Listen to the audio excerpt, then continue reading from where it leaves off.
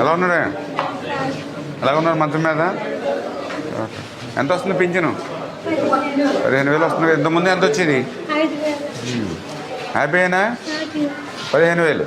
ఇంతకుముందు 5,000 కదా, ఇప్పుడు 15.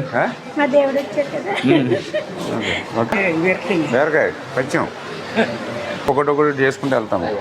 పాప జాగ్రత్త చూసుకో.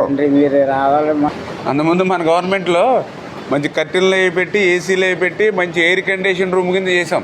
ఎందుకంటే అందరూ పాపం చిన్న చిన్న పిల్లలు, తల్లులు కదా, వేసవకాలంలో ఆగలేరు అని చెప్పి ఏసీలు పెట్టించాం ఆ రోజు. మొత్తం మళ్ళీ ఈ స్థితికి తీసుకొచ్చారు ఈ 5 సంవత్సరాల్లో. మా గట్టిగా ఫైట్ చేయాలి. తిని చనిపోతే పిల్లలు ఏమైపోతారు? పిల్లలకి ఆధారం ఉండదు. ఇప్పుడు తండ్రి లేడు పిల్లలకి, మరి నువ్వు కూడా లేకపోతే పిల్లలకి తల్లి కూడా ఉండదుగా. మరి వాళ్ళు ఏం తప్పు చేశారని పాపం తండ్రి లేకుండా తల్లి లేకుండా ఎట్లా ఉంటారు వాళ్ళు? ధైర్యంగా పోరాడాలి, ఫైట్ చేయాలి, మనం పని చేసుకుని వాళ్ళు కూడా జాగ్రత్తగా ఆధారం చూపాలి. వాళ్ళు రేపొద్దున ఎదిగితే వాళ్ళలోనే అన్నీ నీకు సమకూరతాయి అమ్మా. నువ్వు అట్లాంటి పని చేయకు అమ్మా. లైఫ్ భగవంతుడు ఇచ్చాడు, అదే భగవంతుడు ఇచ్చాడు జీవితం, దాన్ని శుభ్రం బాగా ఉపయోగించుకోవాలి. అందుకని మనకు కష్టం వచ్చిందని ఉండకూడదు, ఫైట్ చేసుకోవాలి గట్టిగా. పవన్ గారితో మార్చుకోమన్నాం కదా, మాట్లాడారా? మీకు అది కొంచెం ఈక్వల్ అయినా ఏదైనా ఈ వాటర్ మళ్ళీ ఫ్లో అటు ఉంటుంది లోపలికి. వాటర్ కూడా ఇలాగ దాని మీద డౌన్ ఉండాలి మనకు, బయట పెడతాం. ఇది కూడా స్లోప్ ఇలాగా పెడదామని అనుకున్నాం సార్. ఒకసారి వేసి పెడితే కానీ 2 నెలలుగా నేను ఉంది కదా. ప్రజారోగ్యానికి పెద్దపీట వేయాలి పాలకొల్లులో అనేటువంటి ఉద్దేశంతో ప్రభుత్వ ఆసుపత్రి ఆ రోజు 98లో చంద్రబాబు నాయుడు గారు ముఖ్యమంత్రిగా 30 పడకల ఆసుపత్రిని 50 పడకల ఆసుపత్రిగా ఆయనే ఈ ఆసుపత్రిని అప్గ్రేడ్ చేశారు.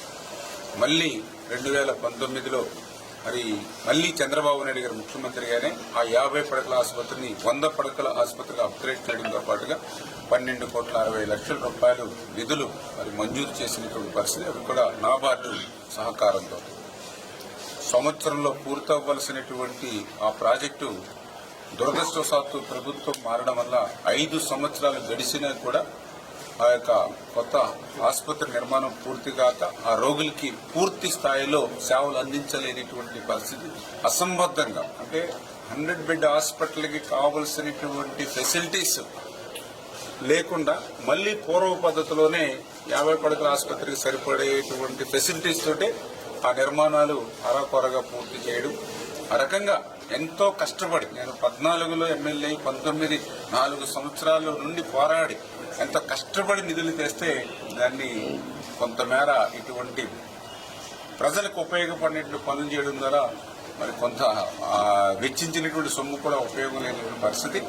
మళ్ళీ ఈరోజు ఒక ప్రజాప్రభుత్వంగా మేము వచ్చిన తర్వాత దాన్ని మళ్ళీ కరెక్ట్ చేస్తూ ఏదైతే ఇంకా ఫ్యూచర్ లో కూడా 100 బెడ్ హాస్పిటల్కి కావాల్సినటువంటి ఫెసిలిటీస్ రిమైనింగ్ ఏవైతే ఉన్నాయో వాటిని కూడా సమకూర్చుకుంటూ, ఇంకా పర్టికులర్ గా డయాలసిస్, ఎందుకంటే ఈ భీమవరం, ఏలూరు, తాడేపల్లిగూడెం, అమలాపురం ఏదైతే వాళ్ళు డయాలసిస్ పేషెంట్స్ నైట్ టైం 2 గంటలకి స్లాట్ వస్తే ఆ టైంకి వెళ్ళేటువంటి పరిస్థితి ఏదైతే ఉందో వాటన్నిటి దృష్టి పెట్టి డయాలసిస్ సెంటర్ పెట్టాలి. ఇవన్నీ కూడా నిర్మాణం చేయడం, అవి కూడా పబ్లిక్ ఉపయోగపడేటువంటి విధంగా మంచి ఆర్కిటెక్చర్ అది పెట్టుకుని కన్స్ట్రక్షన్ అది కూడా స్ట్రాంగ్ గా ఉండాలని వాళ్ళ అధికారులకు కూడా ఇప్పుడే ఆదేశాలు ఇవ్వడం జరిగింది. ఈ లోపుగా ఏదైతే పాత బిల్డింగు అది కూడా నీరు గారుతూ ప్రమాదకరంగా ఉంది కాబట్టి అవసరమైతే ఒక 3-4 వార్డ్స్ ను ఇందులో ప్రిపేర్ చేసుకుని వాళ్ళందరినీ కూడా షిఫ్ట్ చేసుకుని తాత్కాలికంగా ఇక్కడ సేవలు అందించండి. భద్రత కూడా మన పేషెంట్స్ ముఖ్యం కాబట్టి ఈ వర్క్స్ చేసుకుంటూనే వాళ్ళకి సేవలు కూడా ఈ కొత్త బిల్డింగ్ లోనే 4-5 ఎమర్జెన్సీ వార్డులను క్రియేట్ చేసి వాళ్ళకి అకామిడేషన్ కూడా ఇక్కడే ఇవ్వమని కూడా అధికారులు కూడా చెప్పడం జరిగింది.